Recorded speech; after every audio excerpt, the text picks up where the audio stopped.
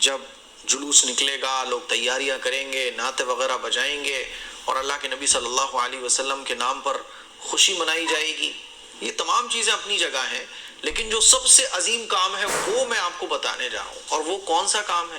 وہ ہے جناب رسول اللہ صلی اللہ علیہ وسلم، ہمارے آقا، تمام پیغمبروں کے سردار، دنیا کے تمام باپوں سے زیادہ شفقت کرنے والے، دنیا کی تمام ماؤں سے زیادہ ممتا رکھنے والے، اپنی امت کے لیے راتوں میں رونے والے، اپنی امت کے لیے مغفرت کی دعائیں مانگنے والے، ایک ایک امتی کے لیے جنت کی فکر کرنے والے محمد صلی اللہ علیہ وسلم کی لائف کو پڑھنا، خاص طور پر ان کی پیدائش کب ہوئی، کیسے ہوئی، اور جب حضور کی پیدائش ہوئی تو پیدائش سے پہلے کیا کیا واقعات ظاہر ہوئے، پیدائش کے بعد کیا کیا عجیب و غریب واقعات ظاہر ہوئے. آپ علیہ الصلوۃ والسلام کا بچپن کیسا تھا، جوانی کیسی تھی، نبی پھر آپ علیہ الصلوۃ والسلام نبوت کے بعد کی زندگی حضور کی کیسی تھی. بہت افسوس کے ساتھ یہ کہنا پڑ رہا ہے کہ آج ہمیں دنیا کی ہر چیز کی خبر ہے، ایکٹر کے بارے میں پتہ ہے، ایکٹریس کے بارے میں پتہ ہے، کس کی کتنی فلمیں آ چکی ہیں، کرکٹ کے بارے میں پتہ ہے اور پولیٹکس کے بارے میں پتہ ہے، دنیا بھر کی باتیں ہمیں پتہ ہیں. اگر نہیں پتہ تو رحمت للعالمین صلی اللہ علیہ وسلم کے بارے میں نہیں پتہ.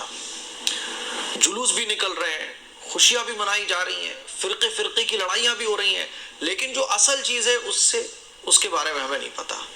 مجھے بہت اچھے سے یاد ہے اور یہ واقعہ میں کئی بار سنا چکا ہوں کہ ایک مرتبہ ایک پروگرام میں نے نوجوانوں کا مجمع تھا، میں نے پوچھا کہ بھئی آپ لوگ ماشاءاللہ 12 ربیع الاول کی خوشی میں سب لوگ جمع ہیں، مجھے بتاؤ کہ ہمارے آقا کا نام کیا تھا.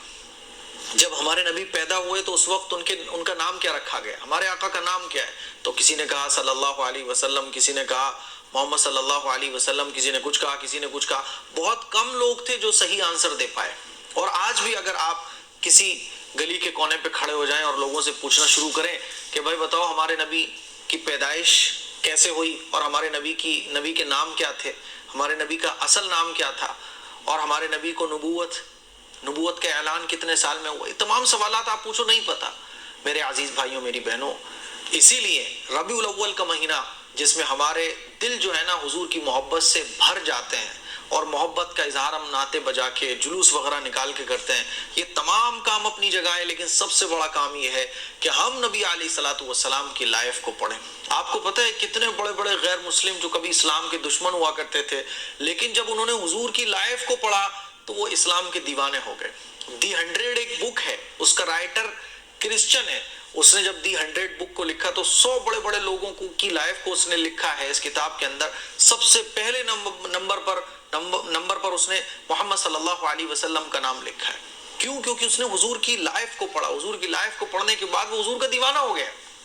لیکن افسوس کی بات ہے کہ ہم حضور کی محبت کا نام بھی لیتے ہیں، ان کے نام پر جلوس بھی نکالتے ہیں، جھنڈے بھی لگاتے ہیں، لیکن حضور کی لائف کو پڑھتے نہیں. ہمیں نہیں پتا کہ حضور نے کتنی جنگوں میں شرکت فرمائی، ہمیں نہیں پتا کہ حضور کی مکی زندگی کیسی تھی، مدنی زندگی کیسی تھی، حضور کے اخلاق کیسے تھے، حضور کے گھر کی زندگی کیسی تھی، حضور کا بچپن کیسے گزرا.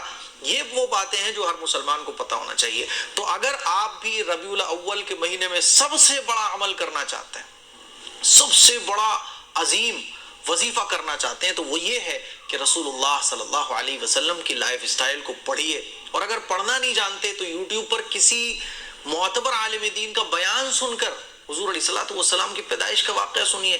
خواتین بھی یہ کام کریں. خواتین تو میلاد کے پروگرام کرتی ہیں اور میلاد میں وہ کتابیں پڑھی جاتی ہیں جس میں حضور علیہ الصلوۃ والسلام کی جو پیدائش کے واقعات ہیں وہ غیر معتبر ہوتے ہیں. وہ کتابیں پڑھی جاتی ہیں جن کی نہ سند ہوتی ہے، جن واقعات کے بارے میں نہ صحیح حدیث سے پتہ ہوتا ہے، لکھی لکھائی اس کتاب کا رائٹر بھی نہیں پتہ ہوتا کون ہے. میلاد کے پروگرام ہو رہے ہیں، نمازوں کو چھوڑا جا رہا ہے. ہمیں پتہ ہونا چاہیے اللہ کے نبی کو کیا پسند تھا، اللہ کے نبی کو جو پسند تھا وہی ہم اپنی پسند بنا لیں. اللہ کے نبی نے ارشاد فرمایا کہ جو مجھ سے محبت رکھتا ہے تو وہ میری سنتوں سے محبت رکھتا ہے.